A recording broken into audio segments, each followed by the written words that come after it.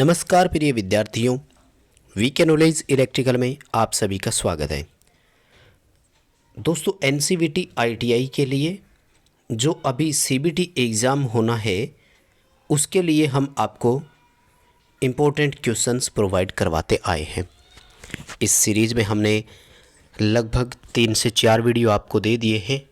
Description में उनका link दिया हुआ है, प्ले लिस्ट में जाकर आप उन सभी वीडियोज़ को ज़रूर देखें। ये हमने प्रीवियस पेपर जो 2021 के फरवरी में हुए थे उन पर आधारित क्वेश्चन लिए हैं, क्योंकि आईटीआई में प्रीवियस पेपर से क्वेश्चन रिपीट हो जाते हैं, हमारा ऐसा मानना है। इसलिए हमने आपको ये क्वेश्चन प्रोवाइड करवाए हैं और इनकी अच्छी तैयारी आप करके जा सकते हैं। आइए दोस्तों, आज के हम जो क्वेश्चन इम्पोर्टेंट और है उसको सॉल्यूशन करते हैं। एक्सप्लेन करके आपको पूरी तरह से बताएंगे। विश्वास है कि आपको क्वेश्चन अच्छे से समझ में आ जाएंगे। चलिए दोस्तों, सवाल को शुरू करते हैं। और लगभग मैंने ये क्वेश्चन आपको प्रीवियस वीडियो में करवा दिए थे। यहाँ से आज का हमारा नया क्वेश्चन है। आगे बढ़ने से पहले आपसे निवेदन करूँगा, यदि अभी तक चैनल सब्सक्राइब नहीं किया है आपने तो हमारा चैनल सब्सक्राइब ज़रूर कर लीजिए। चैनल पर काफ़ी नोट्स अपलोड है, आपके लिए सभी नोट्स हेल्पफुल रहेंगे। इस वीडियो को लाइक करें और दोस्तों को शेयर ज़रूर करें। क्वेश्चन नंबर 1 इस वीडियो का आपकी स्क्रीन पर है कि अल्टरनेटर में हंटिंग प्रभाव का कारण क्या है। दोस्तों, अल्टरनेटर के रोटर में जब इंस्टेंट लोड में वेरिएशन आता है तो रोटर दोलन करने लग जाता है, कंपन करने लग जाता है, जो कि यूँ कहें कि ठीक 90 डिग्री पावर एंगल पर ऑपरेट नहीं हो पाता है। इस प्रक्रिया को हंटिंग नाम दिया गया है। डी उत्तर सही होगा। Due to continuous fluctuation in load, भार में निरंतर उतार चढ़ाव होगा तो रोटर दोलन करता है। और दोस्तों, इसी का निवारण आप जरूर याद करके जाएं।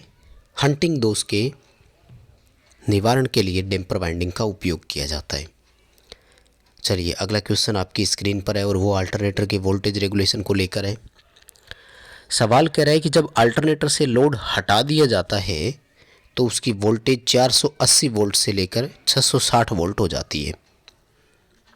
मतलब सीधा सीधा निकल रहा है कि जब लोड था तब वोल्टेज 480 थी और जैसे ही लोड डिस्कनेक्ट कर दिया तो 660 वोल्ट हो गई। दोस्तों, सबसे पहले आपको नो लोड और फुल लोड वोल्टेज का ही डिसाइड करना है।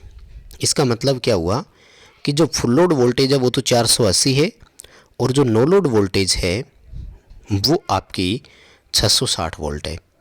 अब इसका फॉर्मूला अप्लाई कर दीजिए। दोस्तों, अल्टरनेटर में प्रतिशत वोल्टेज रेगुलेशन ज्ञात करने के लिए फॉर्मूला होता है no load minus full load बटे फुल लोड। ठीक है, voltage no load minus full load voltage बटे फुल लोड करना है। यानी आपको अभी क्या करना है कि जो नो लोड वोल्टेज हम मानते हैं 660 वोल्ट, इसमें से full load voltage 480 volt minus करना है और 480 का ही भाग देना है। दोस्तों, आप कैलकुलेशन करके अपने उत्तर का मिलान जरूर करें। हमने इसमें नहीं दिए कोई ऑप्शन। इसका उत्तर जब आप देखेंगे तो आई थिंक 0.375 इसका उत्तर आता है। यदि प्रतिशत में आपको उत्तर मिले तो 37.5% कर देना और बिना किसी परसेंटेज के मिले तो 0.375 इसका उत्तर कर देना। काफ़ी अच्छा क्वेश्चन है, पेपर में आ भी सकता है। अगला क्वेश्चन है दोस्तों, अल्टरनेटर में पिच फैक्टर की गणना करनी है। ठीक है, देखो, अल्टरनेटर में पिच फैक्टर के लिए गणना करने का फॉर्मूला होता है कैस अल्फा बटे 2। बहुत ही सिंपल सा है। कोस अल्फा का मान देखो आपको यहाँ पर स्पष्ट दे ही दिया 30 डिग्री, यानी कोस 30 में 2 का भाग दे दो, कोस 15 आएगा और कोस 15 का मान निकाल दो। याद ही रखना दोस्तों, कोस 15 का मान होता है 0.965। बी उत्तर इस क्वेश्चन का आपको याद रखना है और कुछ भी करने की ज़रूरत नहीं है। कोस अल्फा निकाल करके दिया हुआ ही था, आपको खुद निकालने की ज़रूरत नहीं है। खुद निकालना हो तो क्वेश्चन थोड़ा लंबा हो जाता है। इस पर मैंने वीडियो क्लास दी हुई है, आप अल्टरनेटर की प्लेलिस्ट में जाकर वहाँ से इसको देख भी सकते हैं। वैसे आप संख्याओं को याद रखें और जब क्वेश्चन आए तो सीधा इसका यही उत्तर आप जो है वो कर देना। आपका क्वेश्चन जो है वो सही हो जाएगा, कोई दिक्कत आपको आएगी नहीं। दोस्तों, अगला जो क्वेश्चन हमारा है वो सिंक्रोस्कोप के बारे में। देखो, दो अल्टरनेटर जब समांतर में जोड़ते हैं तो इसके लिए दो तरह की जांच की जाती है। एक तो लैंप विधि से और दूसरा सिंक्रोस्कोप विधि से, कि उसका फेज क्रम समान है कि नहीं, टर्मिनल वोल्टेज एक समान है कि नहीं, फ्रीक्वेंसी बराबर है या नहीं। 3 शर्तें होती है अल्टरनेटर के समांतर ऑपरेशन के लिए। तो लैंप विधि में bright, dark, dark and bright 3 विधियाँ होती है और एक सिंक्रोस्कोप होता है। तो ये क्या करता है, डी उत्तर आ जाएगा, है ना। Indicate the correct instant for paralleling, समांतरीकरण के लिए सही चीज़ें हो तो उसको तुरंत इंडिकेट करने का काम ये कर देता है। डी उत्तर सही रहेगा अपना। अगला जो दोस्तों क्वेश्चन है वो भी अल्टरनेटर के बारे में ही है, और क्वेश्चन है कि अल्टरनेटर के रोटर को डीसी प्रदान करने वाले उपकरण को क्या कहते हैं। देखो, अल्टरनेटर के रोटर को डीसी देते हैं ना, इसको इंग्लिश में बोलते हैं फील्ड एक्साइटेशन, यानी फील्ड को उत्तेजित करना। दोस्तों, फील्ड को उत्तेजित करने के लिए जिसका उपयोग करते हैं उसको एक्साइटर कहा जाता है। हिंदी में उत्तेजक बोलते हैं, इंग्लिश में एक्साइटर बोलते हैं। और ये एक्साइटर जो है ये डीसी का शंट जनरेटर होता है। ये उत्तर हमारा यहाँ पर बिल्कुल सही रहेगा। अगला जो दोस्तों क्वेश्चन है वो भी अल्टरनेटर से ही रिलेटेड है, और क्वेश्चन है कि अल्टरनेटर के समांतर संचालन से पहले किस स्थिति को संतुष्ट किया जाना चाहिए। देखो, वैसे तो 3 शर्तें मैंने बताया था आपको, फेज क्रम समान हो, दूसरा फ्रीक्वेंसी के बारे में है, तीसरा टर्मिनल वोल्टेज के बारे में। तो यहाँ से देखो बी ऑप्शन में फेज सीक्वेंस एक समान होना चाहिए, बी उत्तर हो जाएगा। बहुत ही सिंपल सा क्वेश्चन है। बाकी दोनों शर्तें भी आप याद रखना, है काफ़ी इम्पोर्टेंट क्वेश्चन, एग्ज़ाम की दृष्टि से बड़ा अच्छा बनता है, पेपर में हो सकता है आपसे पूछा जाए। उसके बाद में अल्टरनेटर का न्यूमेरिकल है दोस्तों एक और बहुत सिंपल सा है। 4 पोल अल्टरनेटर 50 हर्ट्ज की फ्रीक्वेंसी के साथ काम कर रहा है, गति कितनी होगी। दोस्तों, इन फॉर्मूले पर 3 क्वेश्चन बनते हैं और आप तीनों को ही याद रखें। देखो, गति ज्ञात करने के लिए फॉर्मूला होता है F × 120 अपॉन पोल। हो सकता है आपको पोल ज्ञात करना पड़ जाए, तो पोल बराबर F × 120/N होता है, गति का भाग दे देना। और हो सकता है आपको अल्टरनेटर की फ्रीक्वेंसी ज्ञात करनी पड़ जाए, तो पोल इंटू घूर्णन गति बटे 120 कर देना। ये जहाँ तक मुझे लगता है इन तीनों फॉर्मूले में से एक न्यूमेरिकल जो है वो आपको पेपर में देखने को ज़रूर मिल जाएगा, क्योंकि इसमें काफ़ी इंपॉर्टेंट क्वेश्चन बनता है।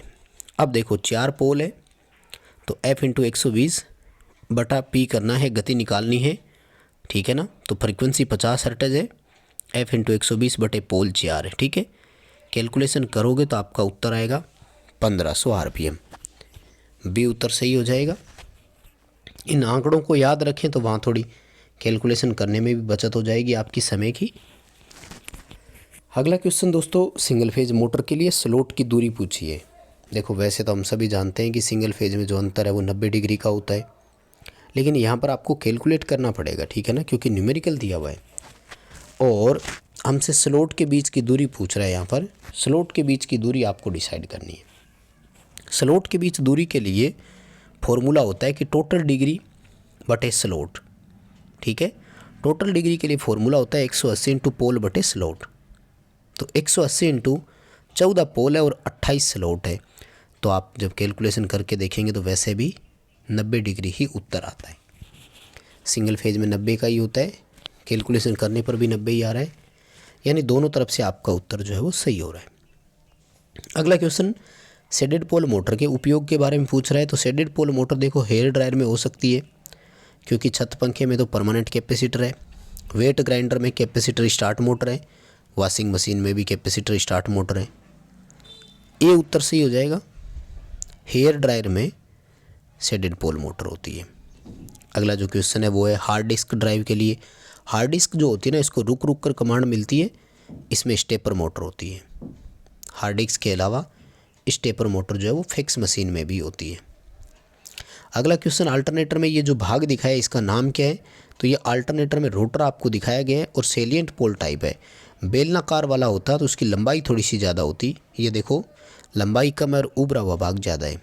सी उत्तर कर देना, सेलिएंट पोल रोटर इसका उत्तर आ जाएगा। अगला क्वेश्चन रिपल्सन मोटर के बारे में। सवाल पूछ रहा है कि रिपल्सन मोटर का क्या होगा यदि उसका चुंबकीय अक्ष दूसरी तरफ स्थानांतरित हो जाएगा। देखो हम सब जानते हैं रिपल्सन मोटर के घूमने की दिशा बदलने के लिए चुंबकीय अक्ष को ही शिफ्ट किया जाता है।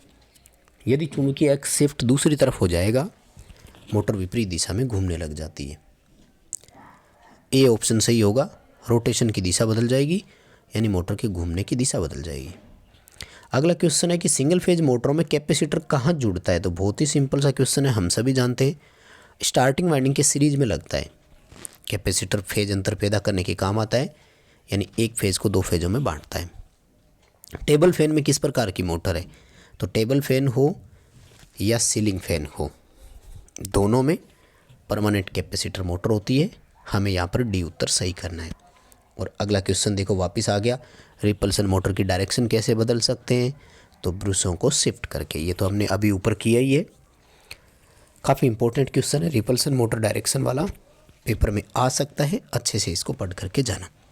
बस दोस्तों आज की इस वीडियो में इतने ही क्वेश्चन करवाएंगे आपको। सॉरी एक और रह गया।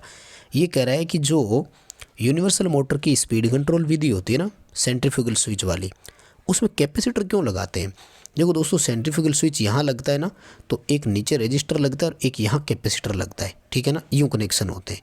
तो ये कैपेसिटर इसलिए लगता है कि गति के आधार पर सेंट्रीफ्यूगल स्विच जब मेक और ब्रेक होता है ना, तो यहाँ इन कॉन्टैक्ट पर स्पार्किंग ना हो, उसे स्पार्किंग को अवॉइड करने के लिए होता है। डी आएगा, to reduce the spark in contact. ठीक है, तो बस दोस्तों यही करवाएंगे आज की इस वीडियो में। वीडियो पसंद आया तो लाइक ज़रूर करें, कमेंट करके मुझे ज़रूर बताएं। चैनल सब्सक्राइब नहीं किया तो चैनल सब्सक्राइब ज़रूर कर लीजिए। और हाँ, वीडियो दोस्तों को शेयर करें और प्रीवियस वीडियो को भी देखें। एक अकेली वीडियो से कुछ नहीं होगा, सभी वीडियोज़ को आप ज़रूर देखें।